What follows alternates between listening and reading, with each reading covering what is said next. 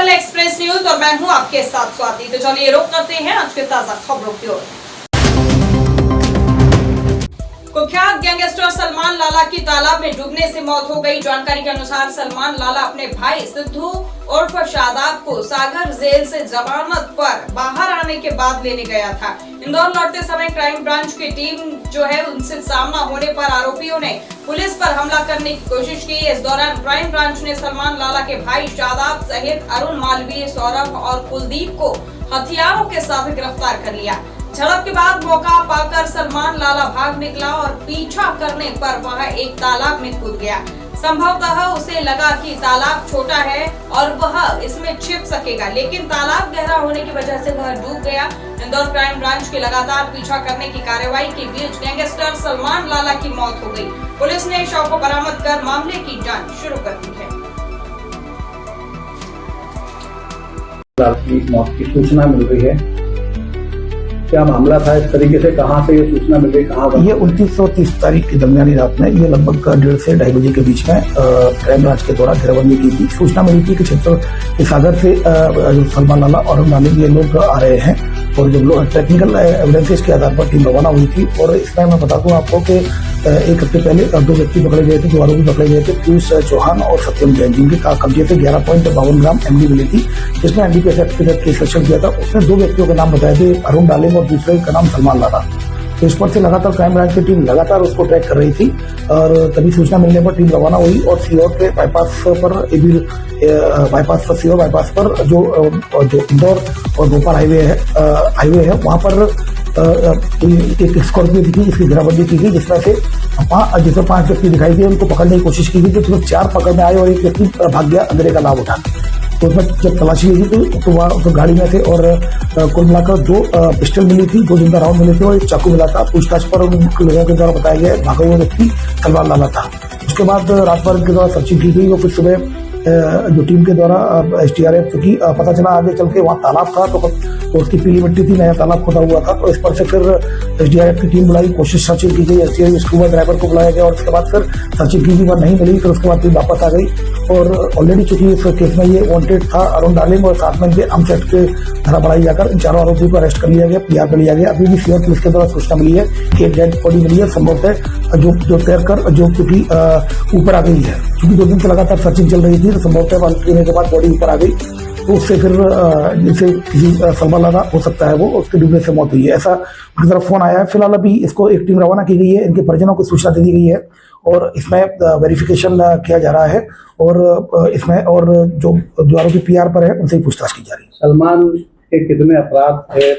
ये सलमान लाला के जो अभी तक जो 2024 तक 32 से अधिक अपराध उसके पंजीबद्ध है, जिसमें कि जान से मारने के और अन्य मारपीट की धाराओं में और डकैती की योजना में अन्य प्रकार के 32 अपराध से अधिक अपराध पंजीबद्ध है। लोगों में काफी दहशत भी सलमान की बताई जाती थी। देखिए निश्चित रूप से ये जो रिकॉर्ड देख रहे हैं आप, कहीं 32 से अधिक अपराध है शहर के विभिन्न थानों में, तो निश्चित रूप से पुलिस के द्वारा समय समय पर कार्रवाई की गई है। इसमें NDPS एक्ट की भी कार्रवाई, इसके द्वारा NDPS एक्ट ड्रग पेडलर के रूप में भी इसका नाम सामने आया था। जैसे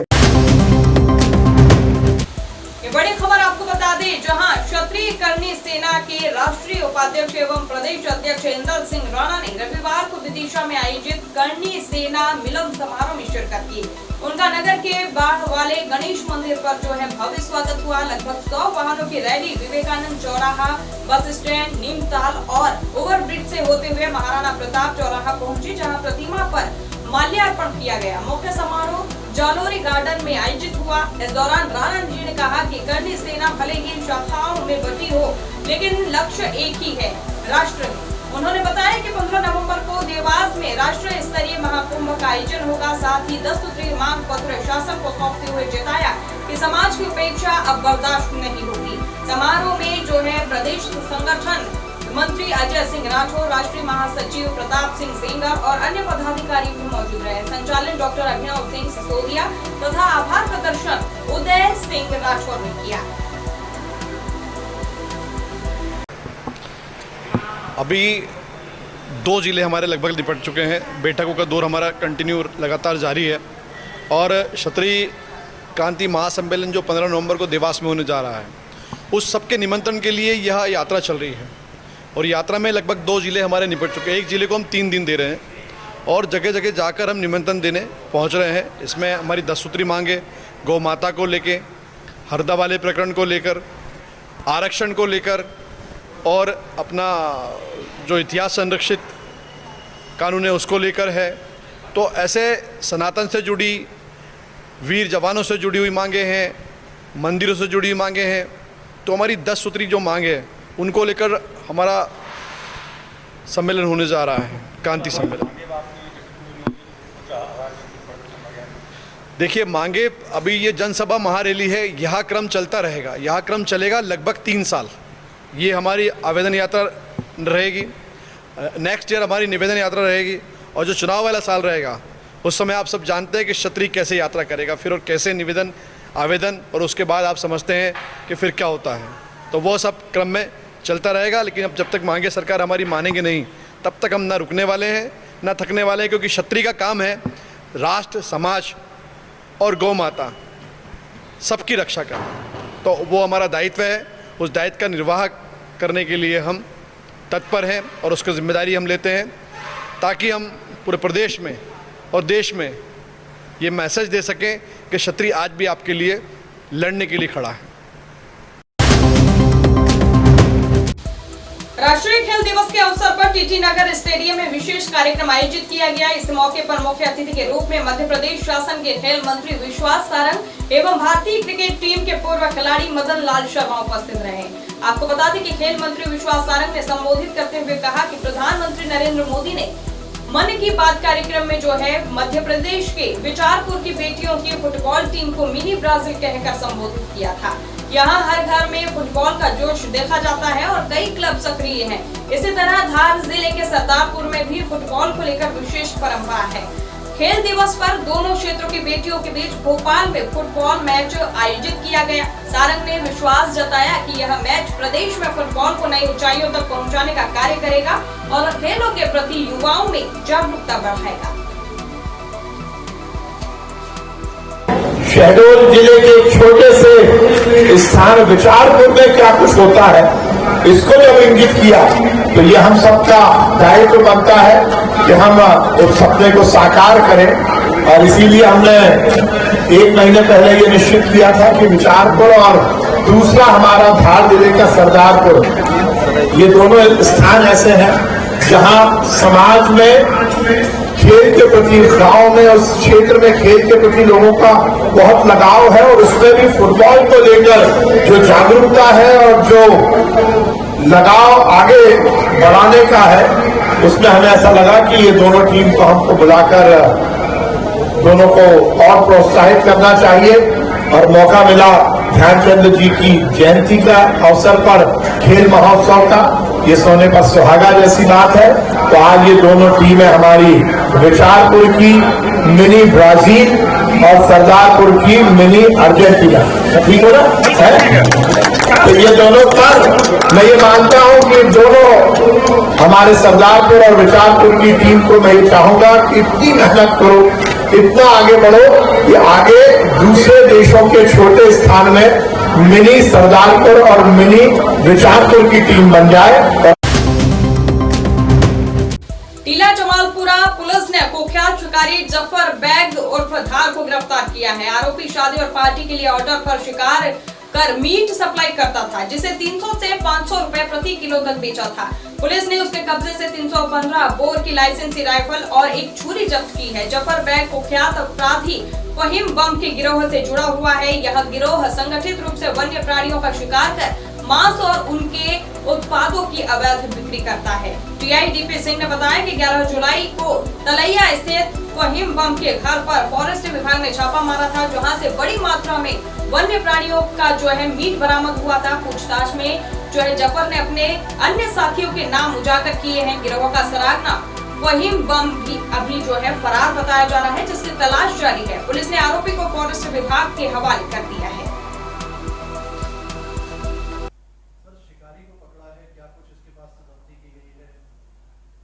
ये जो है 14 अगस्त 2025 को रेंजर श्री जोशी ने एक पत्र मेरे थाने से पत्राचार किया कि उनके एक प्रकरण 2025 में जो है प्रकरण कायम किए थे। तलैया थाने के से शिकार गोश्त पकड़ा गया था। उसके तारतम्य में उन्होंने आरोपियों का नाम खुलासा किया था। तो जो ये काजी कैंप का रहने वाला टीला का, उसका पत्राचार किया कि इनके पास कोई शस्त्र है या नहीं है, उसकी सूचना दें और अगर हमारे यहाँ अपराधी हैं उनको पकड़े और मुझे सूचित करें। जिसके तारतम्य में जो है कल मुखबिर की सूचना के आधार पर पता लगा कि जफर बेग उर्फ धार जो है भोपाल से भागने की फिराक में है, जिसकी सूचना पर जो है आरोपी को पकड़ा है।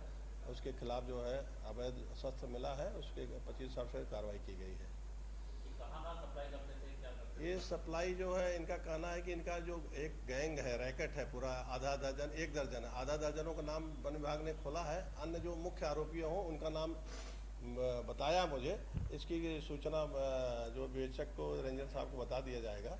और ये होटलों में या अन्य जगह जो है ये सप्लाई करते थे और औने पौने दाम में, जैसे 300 रुपये किलो, 500 रुपये किलो इन्होंने मांस बेचते थे और स्वयं घर के लिए खाना पका के खाते थे। हाँ, जफर बेग के नाम पर शस्त्र एक हमारे थाना टीला में रजिस्टर्ड है। उसके साथ उसके द्वारा जो है इनको शिकार किया जाता था, उसके हथियार को भी जब्त कर लिया है। वो उसको जब्त करके आरोपी और हथियार को इनको वन विभाग को अग्रिम कार्रवाई हेतु सौंप दी गई है। ये खेलते थे एक राजगढ़ नरसिंहगढ़ के पास में जो है ये कोई सेंचुरी खो सेंचुरी है, चूड़ी खो सेंचुरी है और सागर के बागरी पास में और तवा डैम के पास। सर, शिकारी को पकड़ा है, क्या कुछ इसके पास से जब्ती की गई है? ये जो है 14 अगस्त 2025 को रेंजर श्री जोशी ने एक पत्र मेरे थाने से पत्राचार किया कि उनके एक प्रकरण 2025 में जो है प्रकरण कायम किए थे। तलैया थाने के से शिकार गोश्त पकड़ा गया था। उसके तारतम्य में उन्होंने आरोपियों का नाम खुलासा किया था। तो जो ये काजी कैंप का रहने वाला टीला का, उसका पत्राचार किया कि इनके पास कोई शस्त्र है या नहीं है, उसकी सूचना दें और अगर हमारे यहाँ अपराधी हैं उनको पकड़े और मुझे सूचित करें। जिसके तारतम्य में जो है कल मुखबिर की सूचना के आधार पर पता लगा कि जफर बेग उर्फ धार जो है भोपाल से भागने की फिराक में है, जिसकी सूचना पर जो है आरोपी को पकड़ा है। उसके खिलाफ जो है अवैध शस्त्र मिला है, उसके 25 साल से कार्रवाई की गई है। ये सप्लाई जो है, इनका कहना है कि इनका जो एक गैंग है, रैकेट है पूरा, एक दर्जन है, आधा दर्जनों का नाम वन विभाग ने खोला है। अन्य जो मुख्य आरोपी हों उनका नाम बताया मुझे। इसकी सूचना जो विवेचक को, रेंजर साहब को बता दिया जाएगा। और ये होटलों में या अन्य जगह जो है ये सप्लाई करते थे और औने पौने दाम में, जैसे 300 रुपये किलो, 500 रुपये किलो इन्होंने मांस बेचते थे और स्वयं घर के लिए खाना पका के खाते थे। हाँ, जफर बेग के नाम पर शस्त्र एक हमारे थाना टीला में रजिस्टर्ड है। उसको इंचार्ज जो शिकारी हैं वो जाते हैं सागर के बागरी पर, तवा डैम पर और नरसिंहगढ़ में चूड़ी खो सेंचुरी कोई है उस एरिया में, वहाँ भी जाते थे। और सागर रायसेन और राजगढ़ के क्षेत्रों में भोपाल के काली स्कॉर्पियो और सफ़ेद स्कॉर्पियो में बैठ के जाते थे, वहाँ शिकार करते थे। शिकार करने के बाद जो है आके जो है उसको औने पौने दामों में बेचते थे और होटलों में भी सप्लाई करते, जो पुराने जेल रोड तरफ या अन्य जगह हो होटलों में सप्लाई करते थे।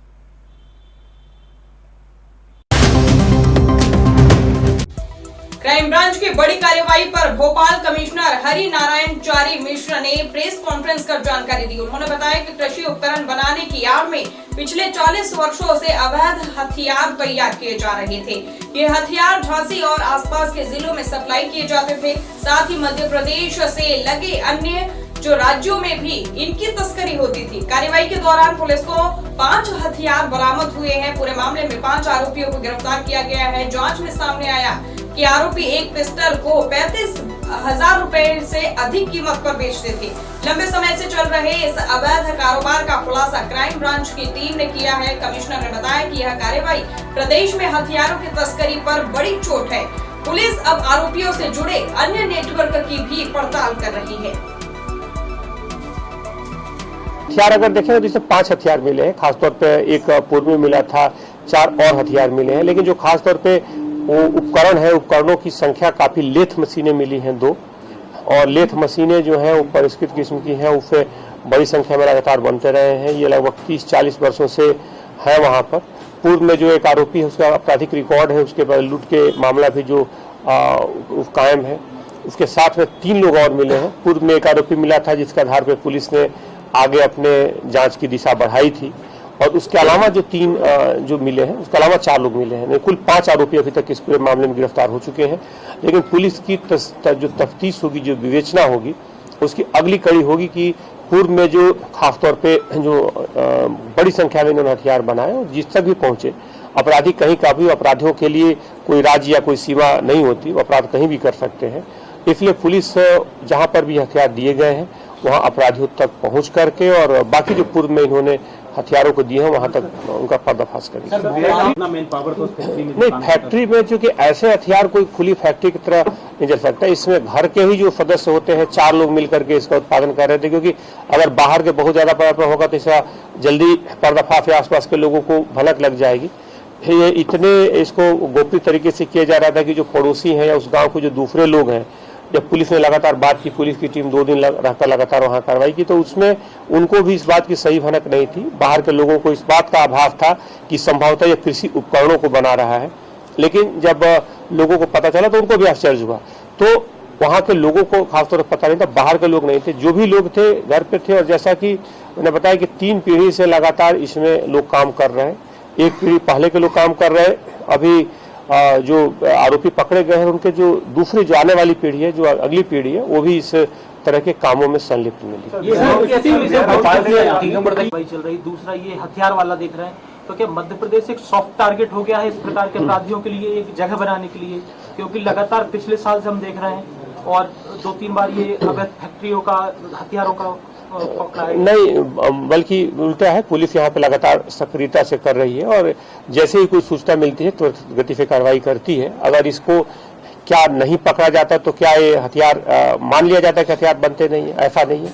अगर कोई सूचना आती है, अगर उसको आगे बढ़ करके पुलिस कार्रवाई करती है, तो ये पुलिस की अपराधों के प्रति 0 टॉलरेंस को दिखाती है कि अगर ऐसी कोई भी सूचना आएगी तो पुलिस उसकी तह तक जाकर कार्रवाई करेगी। सर, रेप, हत्या, लूटपाट जैसे जो हाँ, उसमें समान तौर पर ऐसे आरोपियों पर लगातार सभी क्षेत्रों में जितने भी 10 बड़े अपराधी हैं उनके खिलाफ पुलिस ने लगातार चिन्हित करके उनकी निगरानी और लगातार उनका ऑब्जर्वेशन बढ़ाया है।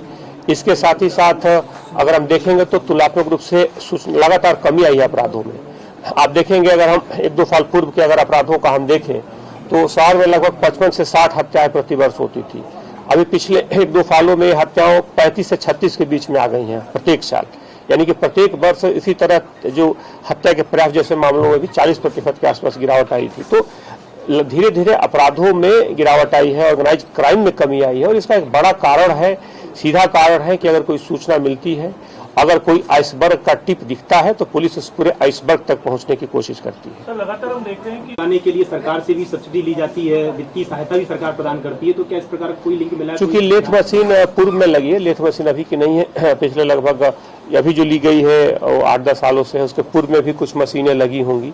अब आगे की विवेचना में तय होगा कि इन्होंने जो मशीनें खासतौर पर जो आसपास के इनके जो पड़ोसी थे, जिनको आसपास के परिवेश में रहते थे, उनको कृषि उपकरणों की फैक्ट्री होने की जानकारी थी, क्योंकि ये लगातार उपकरणों को लाते थे या फिर इस तरह के सामानों का इनके आना जाना होता था। तो उसको लेकर के इन्होंने एक जो बाहरी आवरण बना रखा था कृषि उपकरणों का, लेकिन उसकी आड़ में ये वास्तव में इन हथियारों को बनाते थे। पिस्टल बरामद की गई थी, क्या उनसे इसकी मैचिंग कराई जाएगी कि क्या उनके पास भी इन्हीं का सप्लाई आता था? अभी सीधे इस मामले से उसका नहीं है। उसका मुख्य जो कार्य क्षेत्र है, मुख्य जो उसका जो बाजार कह सकते हैं या जिन अपराधियों से जुड़े होने की जो प्रथम दृष्टिया जानकारी आई है, वहाँ झांसी और उसके आसपास के जो सीमावर्ती जिले हैं, उन जिलों से इसके प्रारंभिक संबंध मिले हैं।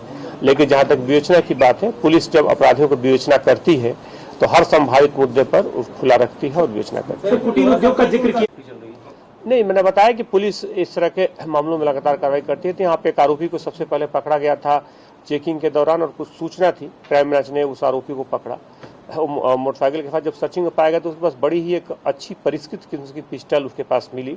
पुलिस ने जब उससे और तस्दीक की और उसके ओरिजिनेशन कहाँ से प्राप्त हुई है इस बिंदु पर जानने की कोशिश की, तो फिर उसके आधार पर आगे की कड़ियाँ जुड़ती गई और फिर अंततः वहाँ पहुँच करके जब टीकमगढ़ से इसकी पूरी जानकारी मिली और पूरी कड़ियाँ जब वहाँ जुड़ी तो उसको लेकर के पुलिस ने इसमें आगे विवेचना की और इसके बाद इस बड़े कारखाने का पर्दाफाश।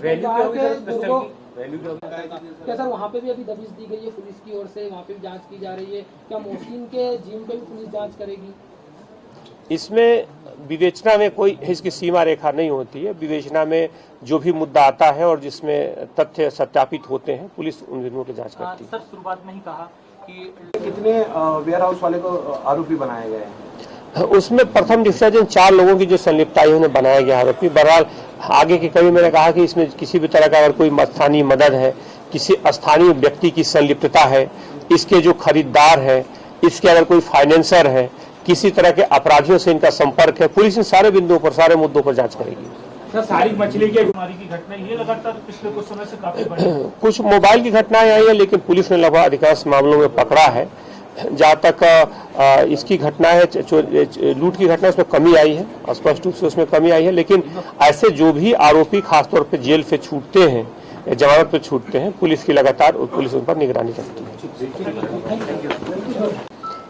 इसमें जो भी बिंदु आए हैं, पूर्व में जो भी इसमें संभावित आरोपी या जिनका भी नाम आया है, उसमें हर बिंदु पर पुलिस ने पूछताछ की है। सर जैसा कि शुरुआत में कहा, फार्म हाउस पुलिस सड़क पे निकल के सामने आया जहाँ पर